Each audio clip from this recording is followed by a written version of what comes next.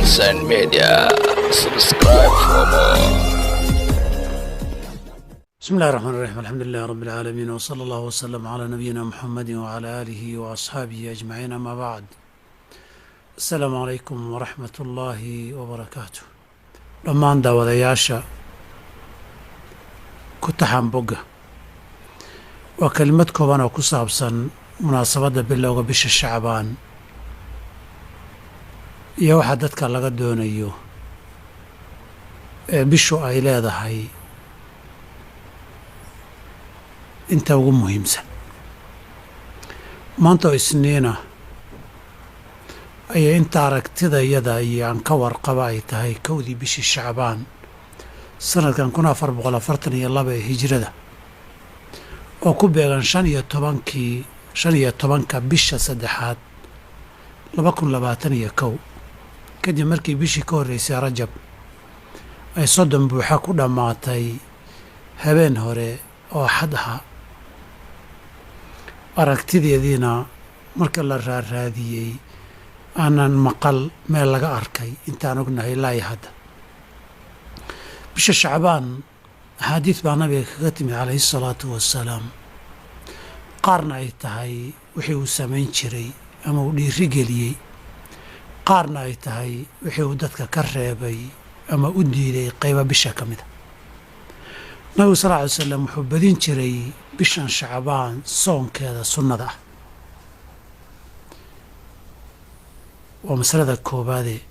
nabigu alay slat salaam bisha ugu badan ee uu soon sunnaa soomo ayay ahayd. xadiidka caaisha radi allahu canha wa ardaaha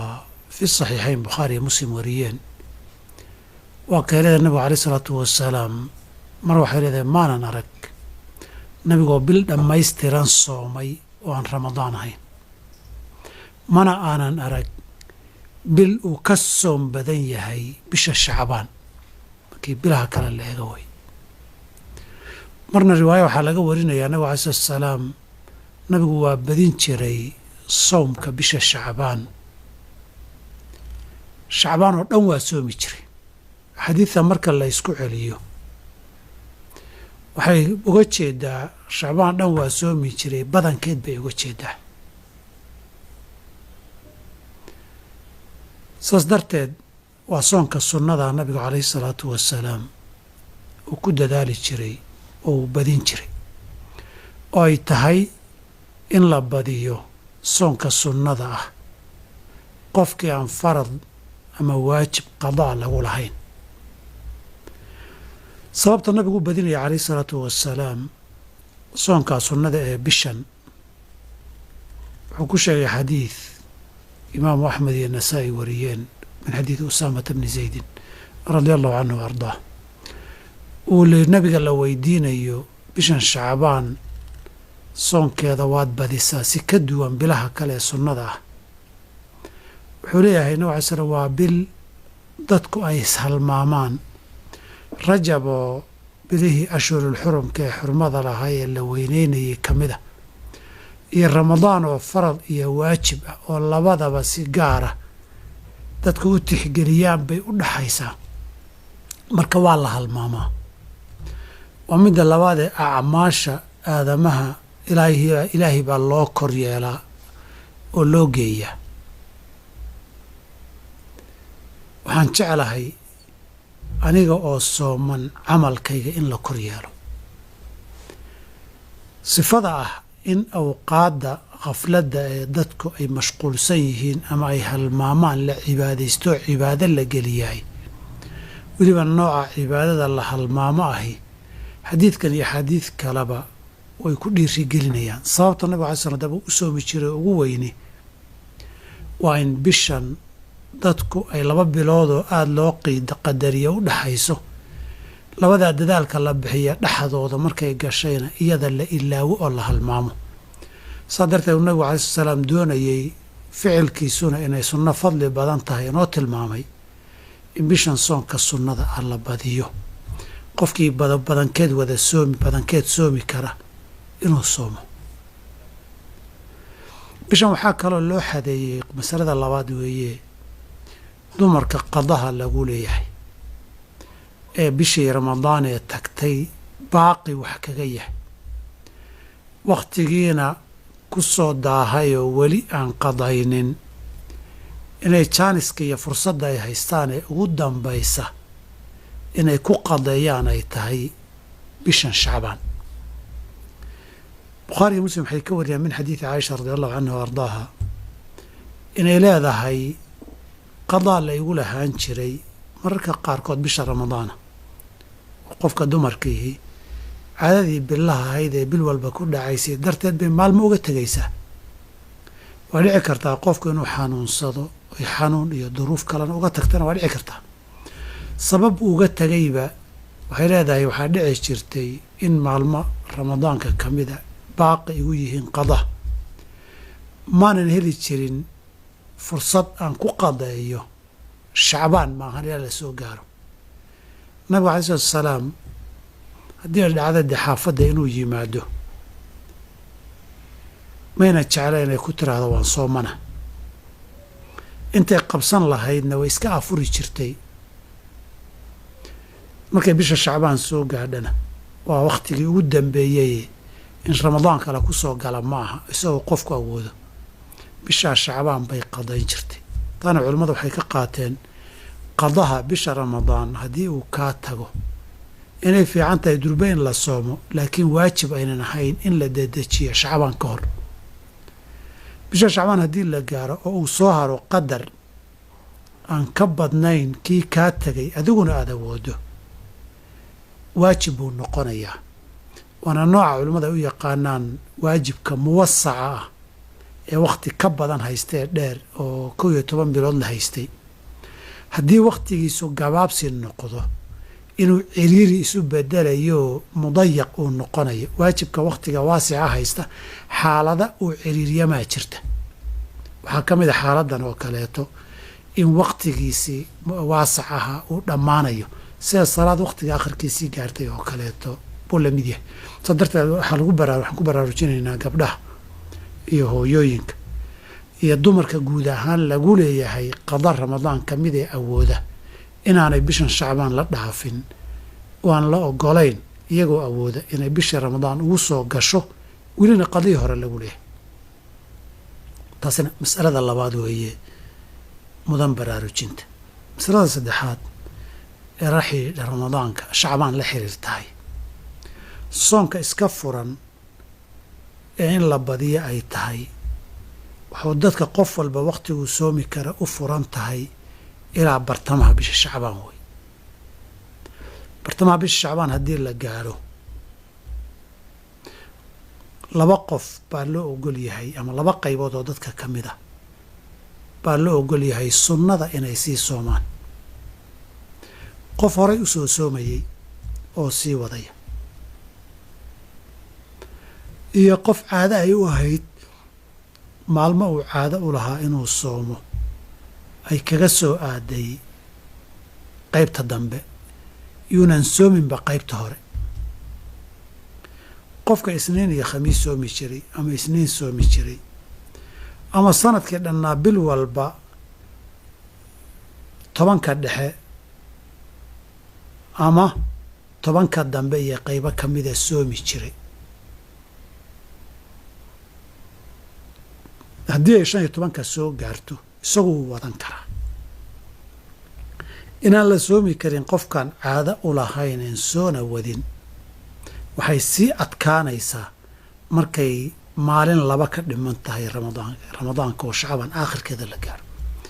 nabiga alai slam fi xadiid abi hurayra imaamu axmed iyo abu daawuud iyo ay warinayaan wuxuu leeyahay ida intasafa shacbaanu falaa tasuumu shacbaan bartamaheeda haddii la gaaro ha soomina xadiidkaas waxaa looga jeedaa ha soomina haddaydan soon hore soo soomi jirin oon xidhiidh ahayn ama soon hore aydan soomi jirin oo caado aydan u lahayn waxaa sii caddaynaysa isla xadiid kale abu hureyre oo bukhaari muslim warinayaan oo nabigu sala allahu aleyh wasalam uu leeyahay laa tataqadamuu ramadaana bisawmi yowmin aw yowmayn bisha ramadaan ha kala hormarina maalin iyo laba soonkood ilaa an yakuuna sawman yasuumuhu inuu yahay soon aad horey u soomi jirtay maahane hadduu soonaad horey u soomi jirtay yahay oo caado ku ahaa maalinka ramadaan ka horraysa iyo 2 maalmood iyo waad soomi kartaa marka dabcan laga reebo yowmu shakiga laga shakisan yahay ma ramadaan baa mise ma aha oo waa shacbaan 30keedii haddaba xadiidka haddiiba soom yowmin aw yowmayni maalin ama 2 ka hor ramadaanka loo ogolaaday oo waan aakhirkii shacbaan haddiiba loo ogolaaday qof caado ay soon u ahaan jiray wixii ka sii horreeyay ee bartamaha shacbaanna ka dambeeyana ka sii mudanoo waxaa min baabi awlaaga la yidhaahda wey taasaa waxay caddaynaysaa xadiidka ah ida intasafa shacbaanu falaa tasuumu shacbaan bartameeda haddii la gaaro kadab ha soomina in laga soo reebayo qofkii horey u soo soomayey ama soonka caadada u lahaa markiise la gaaro maalinta shacbaan ugu dambaysa ee yowmu shakiga la yidhaahdo 30aad ee bishii la raadinayay dhici karto inay kowdii ramadaan tahay isagoo xadiidka camaar ibni yaasir baa diidayo uu lahaa qofkii sooma maalintaa shakiga faqad casaa abalqaasimi sala allahu aleyh wasalam nabi maxamed buu caasiyey maalinka iyaga lama ogola in la soomo oo si gaara baa la isaga reebay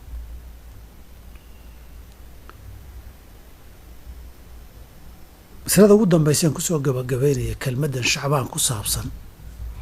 waa habeenka 15aad ee bisha shacbaan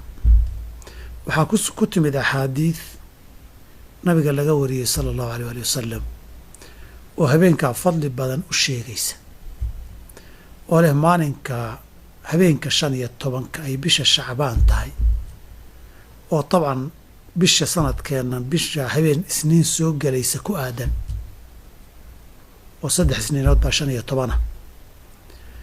ilaahi subxaana wa tacaalaa khalqigiisuu taalacdaa wuu u dembi dhaafaa qofkii aan gaal ahayn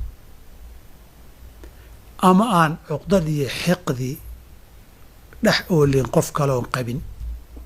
isagu qabin xadiidka dhowrka ee sidaa ku timid badankeed horta la iskuma khilaafsana badankeed inay dicaaf tahay culimmada badankoodna waxay qabaan markii mid loo eego inay daciif tahay qaarkood oo aan dacfigooda iyo daciifnimadooda xoog badnayn aada u weyneyn haddii la isu geegeeyo ma isku xoogaysanaysaa mise isku xoogaysan mayso halkaas way halka ugu badanee khilaafka culimmadu inay sugan tahay axaadiidaasi ka jiro intiri ma sugna iyo intiri haddii la isu geegeeyo xasan way isla gaadhayaan labada waxay qabaan oy culimmadu u badan yihiin inay tahay fadaa'ilu alacmaal acmaasha fadliga badan cibaado gaaroo la jidayo ma jiro maalinteedana fadli gaaroo loo sheegay ama ha la soomo la yidhi ma jiro 2 arrimoodun baa laynoo sheegay inay muhim tahay inaad iska ilaaliso inaad shirki ku jirta iyo wax lagu gaaloobo iyo inaad cuqdad iyo xiqdi qabto labadaasoo dembi dhaafka kaa hor istaagi kara wax kaloo dadaaloo ha la sameeya la ina yiri oo gaara ma jiro haddana dhinaca kale habeenku haddii uuba fadli badan yahay habeenkaa dib isugu noqoto oo wixii cuqdadeed qabta iyo wixii dad wax idin dhex yaalla iyo intaa iyo ka horba inaad iska dhammayso aad ku dadaasho wax khayrana aad samayso ma diidayso laakiin khayr gaara iyo salaad gaaroo intaasoo ragcadoodoo la tukado iyo habeenkaasoo qaab gaara loo nooleeyo oo fadli iyo ajir gaara leh intaan garanayoo sugan ma laha wuxuu markay cibaadaad noqdaanna ilaahayna ajir lagaga doonayo inta la hubo inaad ku ekaataa fiican oo de haddii cibaadadu timaado ma sugan tahay amay la iska ogolaan karaa sharciga iyo amaa wax ka iman karaadaa baabka cibaadaadka la hormariyaa waxaad samayn kartaa wax ku caadi ah oo intaad habeenkii samayso